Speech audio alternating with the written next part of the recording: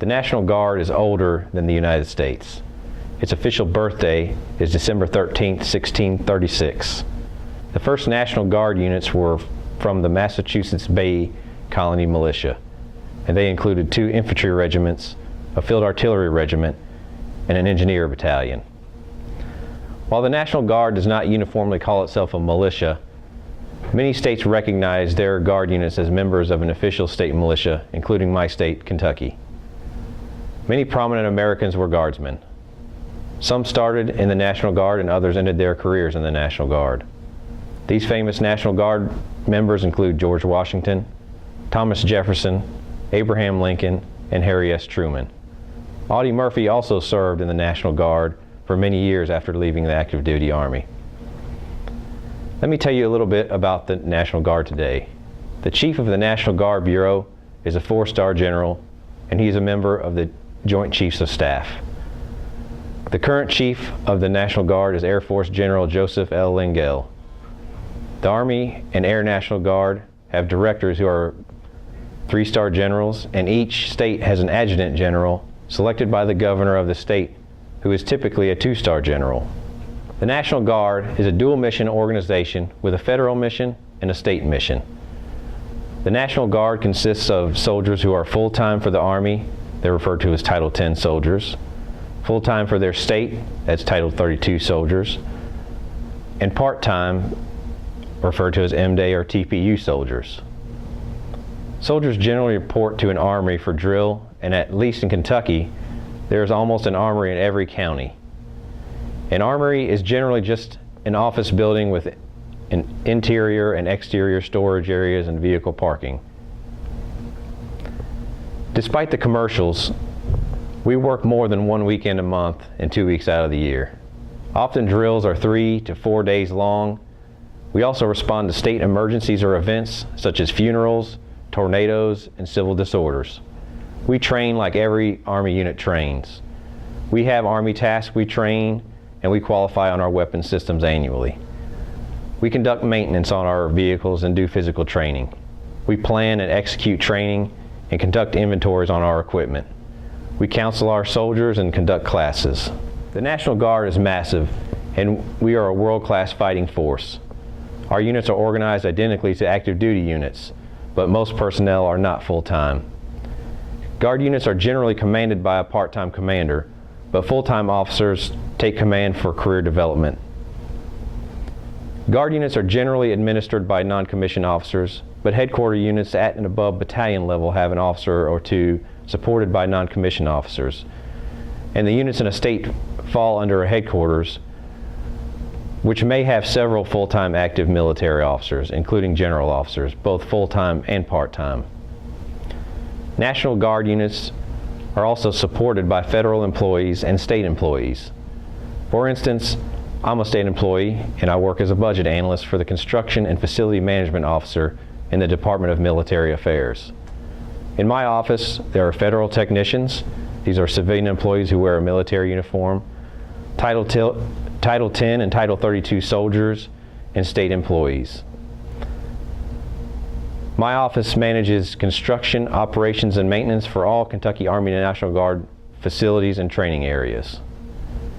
And the Army Guard has over 100 facilities that are state managed and numerous construction projects, some multi-million-dollar projects. The facilities in Kentucky that we manage include a base, 3 training centers, and numerous armories. Most states have similar facilities. So now I'm going to tell you some of my story. I enlisted in the Army in 2001, before the war. My first experience with the National Guard was on my deployment to Iraq in 2004. I was in a mechanized infantry battalion that swapped one of our companies for a light infantry company from the Arkansas National Guard.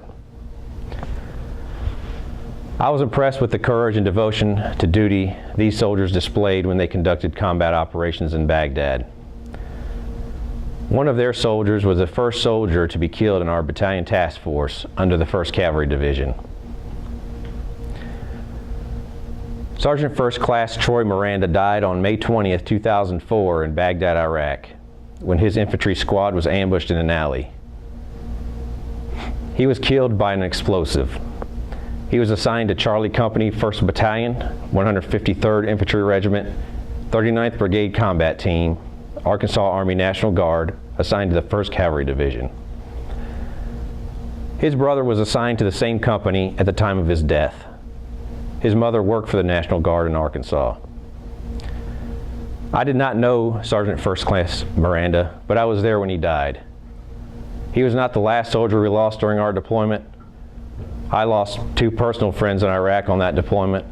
They were members of the squad I came from when I went to the HHC to become a sniper shortly before our deployment.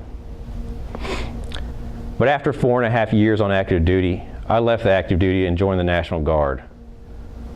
Active duty soldiers join the Guard for many reasons.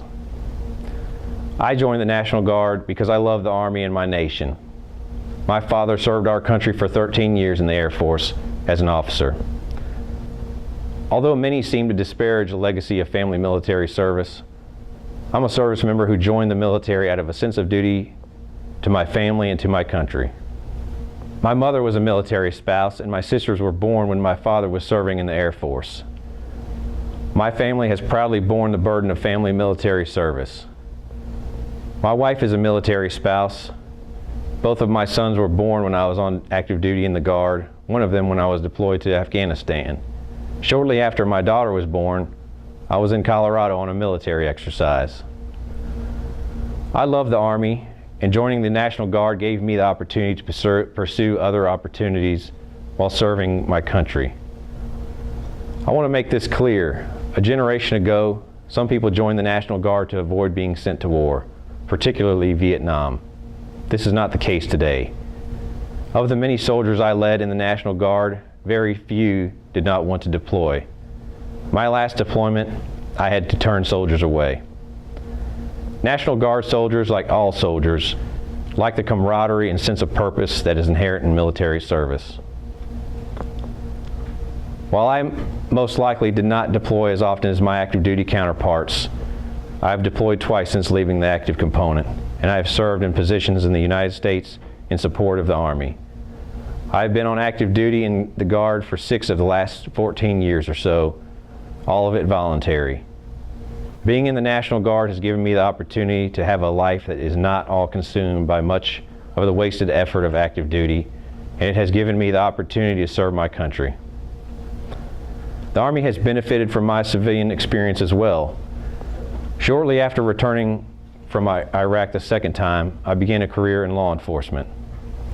As a military police officer in the Guard, I brought my training and experience in local policing to train my unit and soldiers for our deployment to Afghanistan. Like me, my soldiers brought their civilian experience, and we had a highly successful deployment. There is still a view in the active duty that National Guard units and soldiers are not as capable as their active duty counterparts. I think I have demonstrated that is misguided.